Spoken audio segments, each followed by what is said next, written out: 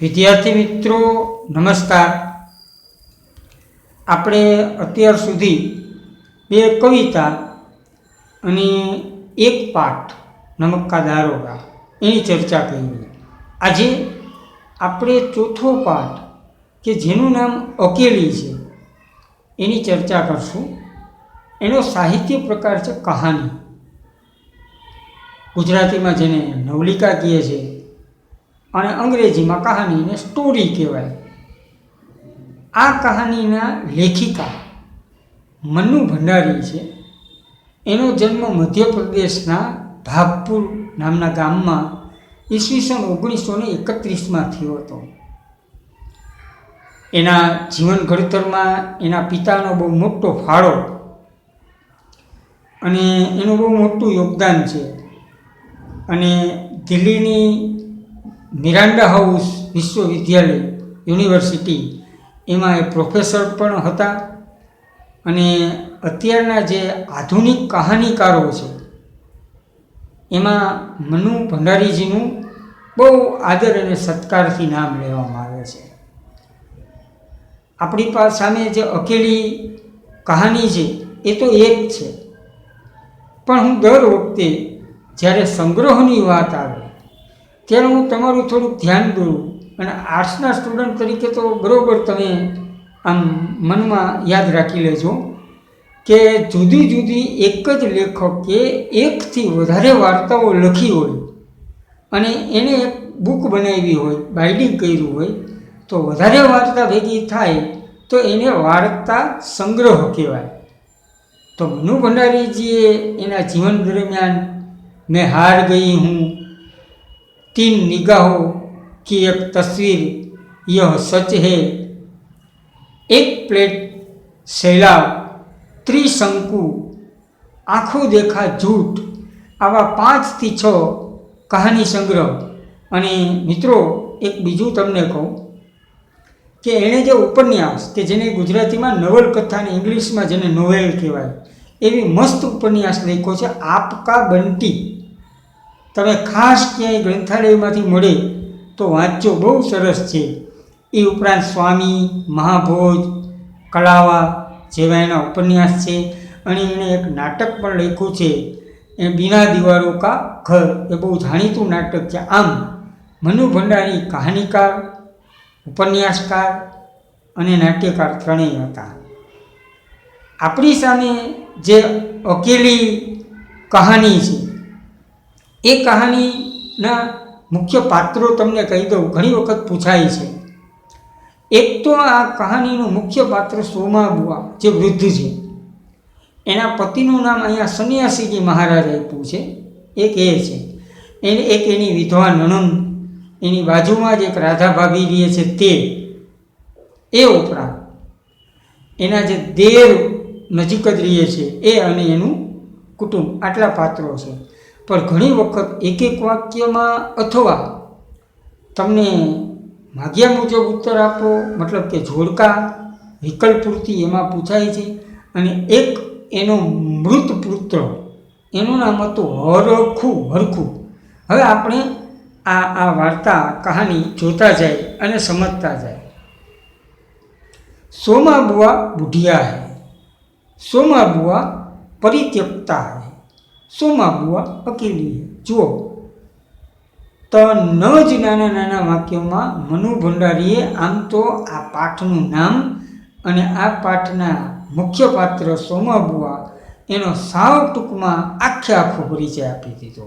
એક તો સોમાબુઆ વૃદ્ધ છે, પરિત્યક્તા એટલે એવી સ્ત્રી કે જેનો પતિ હયાત હોય પણ એ ઘેર ન હોય, એને પરિત્યક્તા કહેવાય। અને એ માટે સોમાબુઆ એકલા છે।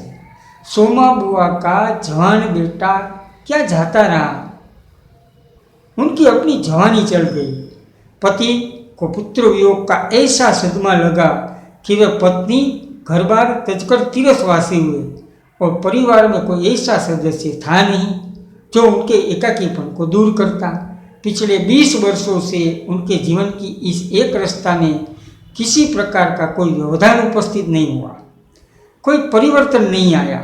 यह हर साल 1 महीने के लिए उनके पति उनके पास आकर रहते, पर कभी उन्होंने पति की प्रतीक्षा नहीं की, उनकी राह में आंखों नहीं बिछाई।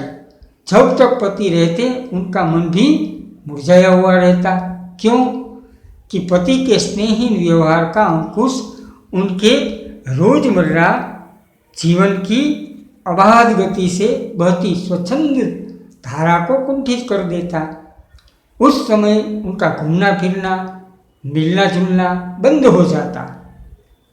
और सन्यासी जी महाराज से तो यह भी नहीं होता कि दो मीठे बोल बोलकर सोमा बुआ को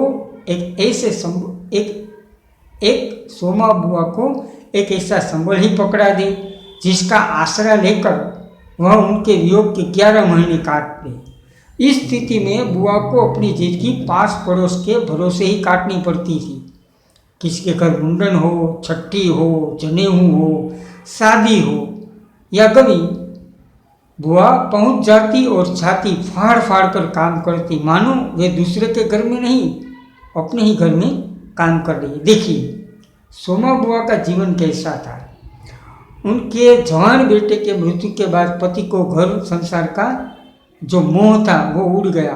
वो 11 महीने बाहर तीर्थ यात्रा में ही रहते थे। घर में सोमा बुआ अकेली रहती थी। और दूसरी बात ये कि पतिदेव 1 महीने के लिए घर पर आते थे तो सोमा बुआ का पास पड़ोस वालों से मिलना जुलना मानो बंद हो जाता था। क्यों? कि उनके पति को ये अच्छा नहीं लगता था। उनका पति का ये कहना था कि अगर कोई तुमको बुलाए तो ही तुम जाओ। इसलिए जब तक पति घर रहते थे सोमा बुआ कुछ मुरझाई रहती थी।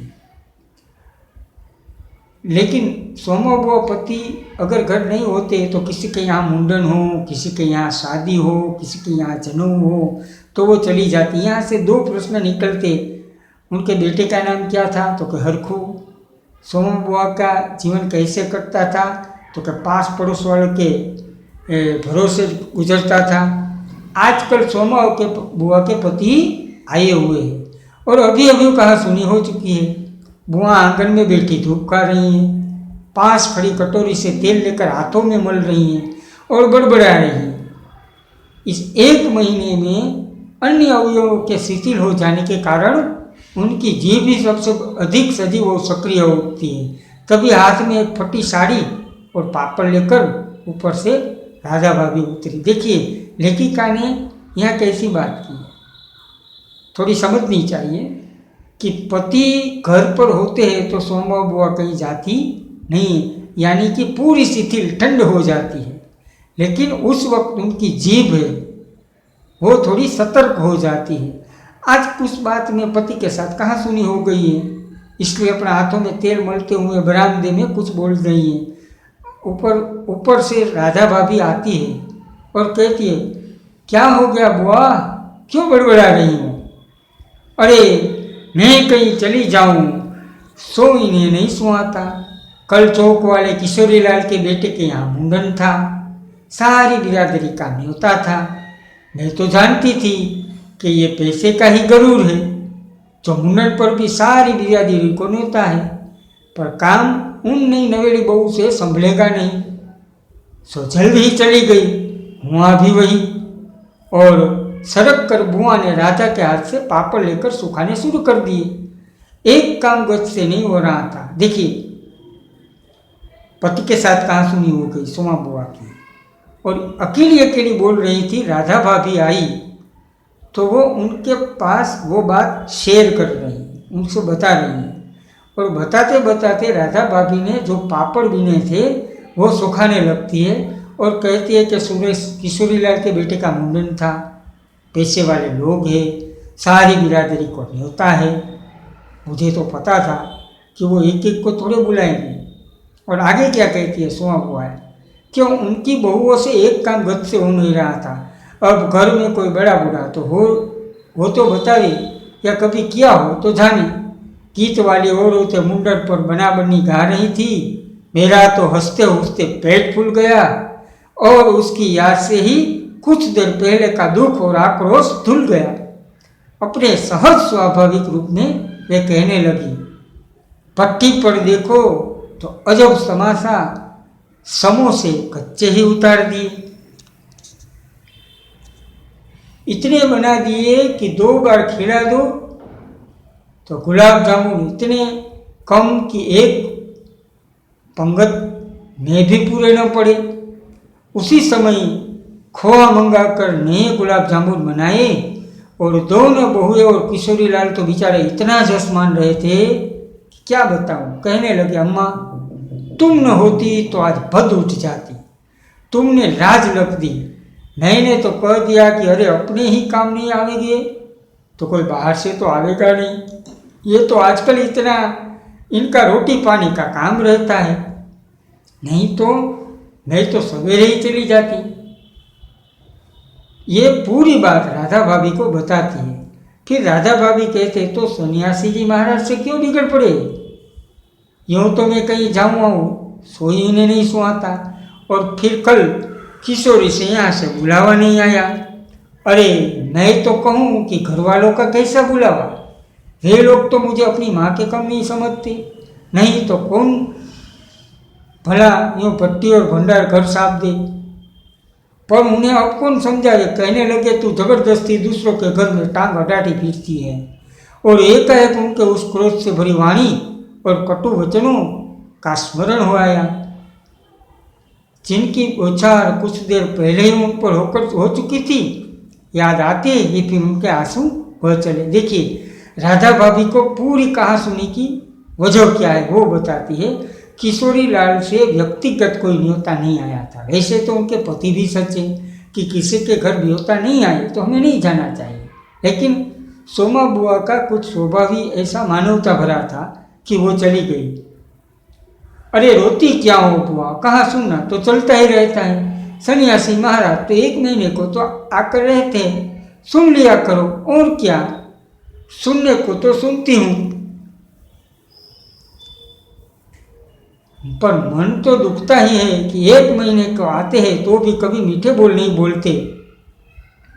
मेरा आना जाना उन्हें सुहाता नहीं। सो तू ही बता राधा, ये तो साल के 11 महीने हरिद्वार रहते हैं, इन्हें तो नाते रिश्ते वालों से कुछ लेना देना नहीं, पर मुझे तो सबसे निभाना पड़ता है।